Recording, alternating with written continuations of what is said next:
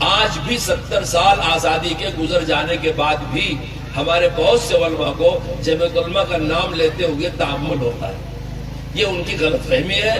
آپ جمعیت علماء کا انکار نہیں کر سکتے. جمعیت علماء چراغوں کی لو سے ستاروں کی زو تک وہی ہم ملیں گے جہاں رات ہوگی. آپ کا نہ جاننا ایک الگ بات ہے، لیکن خدمت کا ایسا نہیں ہے جہاں آپ کو جمعیت علماء نہ ملے. اور کسی دور میں اب اس کے باوجود بھی اگر آپ کو ہمارے اخلاص پر، ہمارے مشوروں پر، ہماری نیتوں پر شک ہے تو لاہور پڑھنے کے علاوہ اور کوئی علاج نہیں ہے.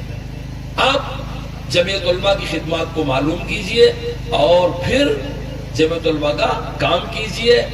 اپنے شاگردوں کو بتائیے، تذکرہ کیجئے. کبھی کبھی جمعہ وغیرہ میں مثبت انداز سے اپنے اکابر کے تذکرے میں پھر جب آپ پڑھیں گے اور آپ جانیں گے تو آپ کو موقع موقع اکابر کی باتیں بھی یاد آئیں گی اور آپ کو خدمت کریں گے.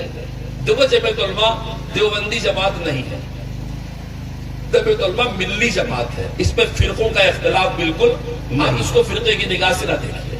اگرچہ رد فرقہ باطلہ کام بھی ہم ہی لوگ کرتے ہیں، لیکن وہ الگ پلیٹ فارم. عالم جمعیتی عالم با کردار ہوتا ہے. جس پر قاتلانہ حملہ کر کے وہ آدمی جیل گیا، اس کے گھر کا خرچہ مولانا اٹھاتے رہے، اسے بعد میں نکلنے کے بعد معلوم ہوا. تو آپ یہ مزاج رکھیں اپنے سماج میں خدمت کرنے کا.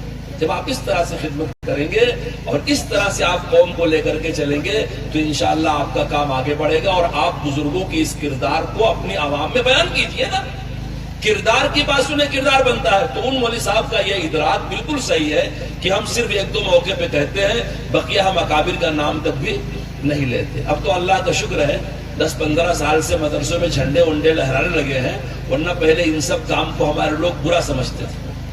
تو جب آپ ملک کی آزادی کے اندر آپ کا کتنا حصہ ہے آپ خود بھول جائیں گے اور دوسرے سے امید رکھیں کہ وہ تذکرہ کرے، بھئی اس کا تو کوئی مطلب ہی نہیں ہے نا. جب جنگ آزادی ہو رہی تھی